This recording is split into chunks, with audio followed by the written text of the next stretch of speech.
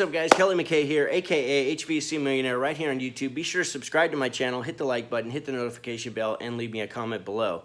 Today I want to talk about this book that I'm reading called The Power of One from Ed Milet. The Power of One More by Ed Milet. Now I'm not very far into this. I'm only on page like 82, 83, but it's The Power of One More, The Ultimate Guide to Happiness and Success. If you don't follow Ed, like on YouTube, be sure to go subscribe to his channel. He has a lot of interesting interviews with really, really successful people, and I love watching that stuff. I've probably watched, who knows, 600-700 interviews between all these different people that I follow when they're interviewing successful people, because I'm trying to grab those little nuggets from those people, right?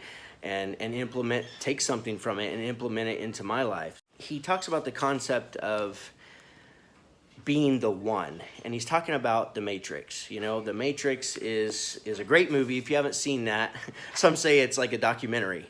That, you know, it is what is our life. Like, we can either stay asleep or we can wake up and begin to design our lives exactly the way we want them. But in the movie, if you'll remember, it starts with belief. Like, Neo has to believe that he can jump across from one building to the next, and when he first starts out and does that, he didn't believe it, and so he gets out and then he just crashes and falls. And because he's in the Matrix, it didn't kill him. It did hurt him, though. But we've got to figure out, you know, in order to be able to do the things that we want to do in our lives, the first step is to start believing that we can actually do them.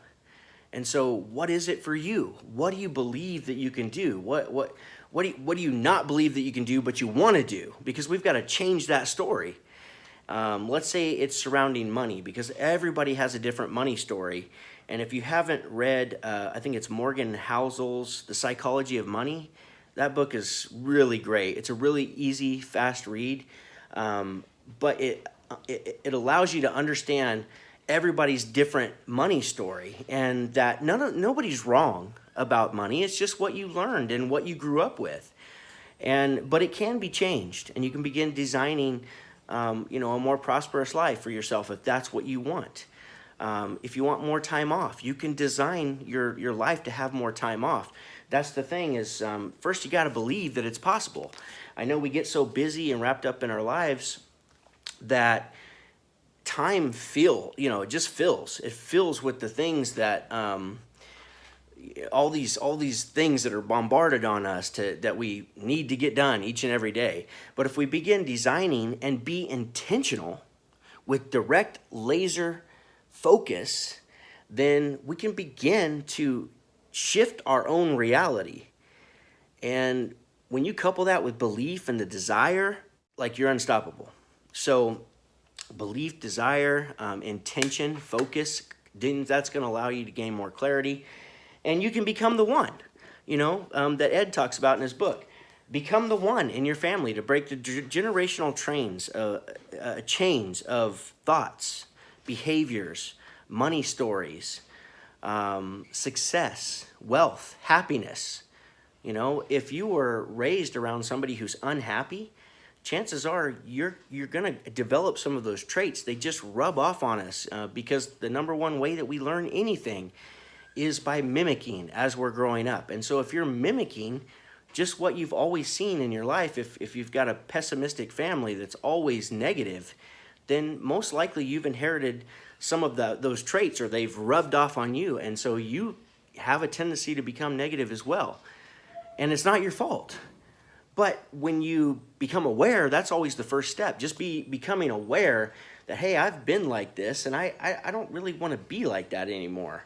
And once you make that decision, then your mind automatically begins recognizing these patterns when you go into that pessimistic state. And so that allows you to put the brakes on, stop, and then choose a different thought. Choose something else to say. We tend to say, people always do this, or she never does that. And when you put things into that category, you're being absolute, and it's not absolute. Like, is that true? You can always ask yourself, is that true? So if I'm struggling and I'm having a rough day, and I'm thinking, God, this is just too hard. I always struggle with this thing, right?